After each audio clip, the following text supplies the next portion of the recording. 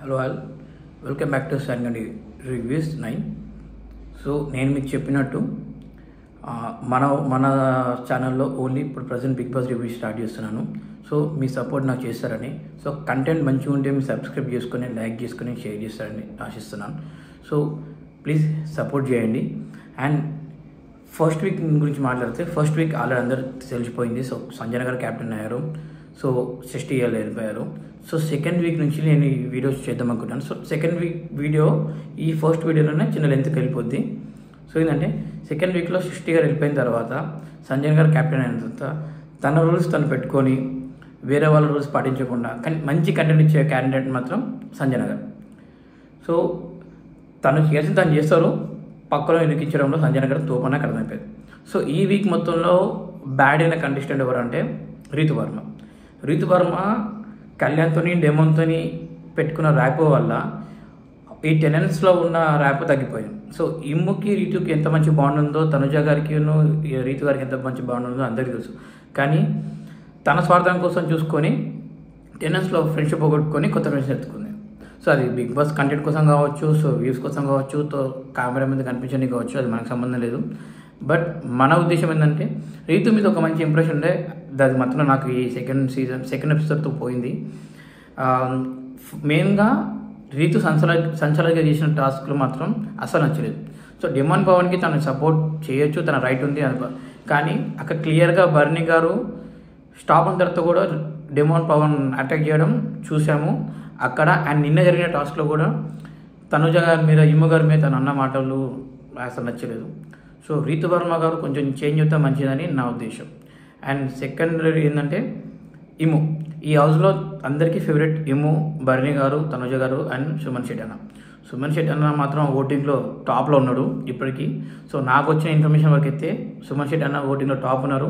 So లీస్ట్లో మరి Priya గారును flora గారు నాకు తెలుసు.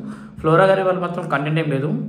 లాస్ట్ టైం వాళ్ళిద్దరు సంజన గారు ఫ్లోరా వాళ్ళ ఫ్రెండ్షిప్ ఎనిమిది వల్ల తను లాస్ట్ వీక్ సేవ్ అయినారు.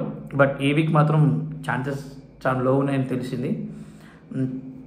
బిగ్ బాస్ మాత్రం ఆయన తెలుసా ఎవరికి పుల్లలు పెట్టాలో, ఎవరికి గొడవలు పెట్టాలో అని బాగా ఐడియా ఉంది. సో ఎక్కడ డిమాండ్ పవన్ టాస్క్లో ఉన్నాడో అక్కడ రీతుని సంచాలక్ చేశాడు. సో మళ్ళీ అదే సంచాలకులు ఉన్న దగ్గర ఎమ్ము అండ్ భరణి గారు ఇద్దరు టాస్క్లో ఉన్నారు. మర్యాద మనీష్ అసలు ఆయన ఇంగ్లీష్ ఎందుకు మాట్లాడదు తెలియదు, ఎన్నిసార్లు వార్నింగ్ ఇచ్చినా జరుగుతూనే ఉంటుంది. ఆయన స్ట్రాటజీస్ అన్నీ ఉంటాయి కానీ అవన్నీ రాంగ్ ఉంటాయని ఆల్రెడీ ఇమ్ము చెప్పాడు. సో హౌస్లో ఏంటంటే 2 గ్రూప్స్గా ఉన్న దాంట్లో ఇక్కడి నుంచి ఇక్కడికి చేంజ్ అవుతూ ఉన్నారు. ఈ ప్రియా అండ్ శ్రీజ వీళ్ళిద్దరు గురించి ఎంత తక్కువ మాట్లాడితే అంత మంచిగా నా ఒపీనియన్. వాళ్ళ వల్ల కంటెంట్ ఉంది కానీ వాళ్ళ తలనొప్పి కూడా ఉంది. ఏదైనా టాపిక్ మొదలు పెడితే దాని ఎండ్ వరకు వరుతూనే ఉంటుంది శ్రీజ. అసలు టాపిక్ సంబంధం లేని విషయాలు మాట్లాడడంలో తోపు ప్రియా. సో కళ్యాణ్ అంటారా అన్న ఆర్మీ నుంచి వచ్చాడు, ఆయన మీద ఒక రెస్పెక్ట్ ఉండే, కానీ ఆ రెస్పెక్ట్ కూడా మెల్లిమెల్లిగా ఈ లవ్ ట్రాక్ల వల్ల, ఈ ఏమంటారు ఈ మీమ్స్ వల్ల అది కూడా పోతుంది. సో ఆయన వచ్చిన కాన్సెప్ట్ ఏంది, ఆయన చేసిన పని ఏందో నాకు ఇంకా అర్థం అవ్వట్లేదు. సో ఇంకా టైం తీసుకోవచ్చు. నాకు తెలిసి వైట్ కలర్ ఎంట్రీస్ ఉంటే మాత్రం చాలా గట్టిగా ఉంటుంది. సో బిగ్ బాస్ కొంచెం ప్లాన్ చేస్తున్నాడు, ఎందుకంటే ఇప్పుడున్న ఓనర్స్ వల్ల షోకి మాత్రం చాలా మైనస్ జరిగింది. సో కొద్ది రోజులు హరీష్ గారు, కొద్ది రోజులు మర్యాద మనీష్ గారు, వీళ్ళతో నా కంటెంట్ మాత్రం ఏం లేకుండే.